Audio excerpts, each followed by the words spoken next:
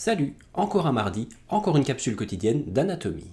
Ce matin, je me suis regardé dans la glace et soudain, je ne sais pas pourquoi, ça m'a donné envie de vous parler des abdominaux. Oui, vous savez, les fameuses tablettes de chocolat, parce qu'on va pas se mentir, hein, personnellement, j'en ai jamais eu. Les muscles abdominaux, que l'on appelle communément les abdos, sont une série de muscles pairs qui ont des fonctions communes. Ils permettent de stabiliser le bassin, participent à la fonction de soutien de la colonne vertébrale, et ils peuvent même agir sur les viscères abdominaux en les repoussant lors d'une expiration forcée.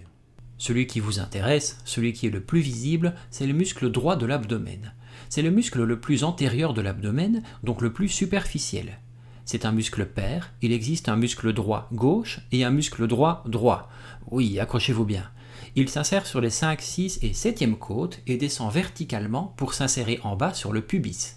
Sur sa hauteur, il est entrecoupé par des intersections tendineuses qui donnent la fameuse impression de tablette de chocolat. Il permet la flexion du tronc et la rétroversion du bassin. La rétroversion du bassin, c'est le mouvement à la Michael Jackson, quand le pubis remonte. Sous le droit de l'abdomen, on retrouve les muscles obliques externes et obliques internes. Le muscle oblique externe s'attache sur les 7 dernières côtes sur sa partie haute et sur l'os iliaque, un composant du bassin, sur sa partie basse. Pour plus d'infos sur cet os, je vous renvoie à ma capsule médicale sur la hanche que vous retrouverez sur la chaîne. Le muscle oblique externe est situé sur les parties latérales de l'abdomen et ses fibres sont obliques. Il permet la flexion et la rotation du tronc. Le muscle oblique interne est situé juste sous le muscle oblique externe. Il est plus petit et plus fin que l'oblique externe.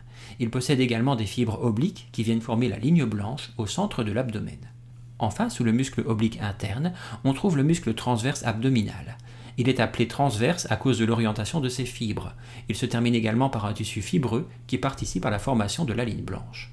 Enfin, si vous envisagez de muscler vos muscles abdominaux, n'oubliez pas de bien travailler l'ensemble de ce qu'on appelle le caisson abdominal afin de ne pas favoriser la survenue d'une hernie, par exemple une hernie inguinale. Pour plus d'infos sur des exercices bien réalisés, je vous renvoie sur les vidéos de mon collègue Major Mouvement, où vous pourrez trouver plein d'exercices bien expliqués par un kiné et plein d'autres trucs super intéressants. Allez, passez un bon mardi soir, on se retrouve dès demain pour une prochaine capsule quotidienne.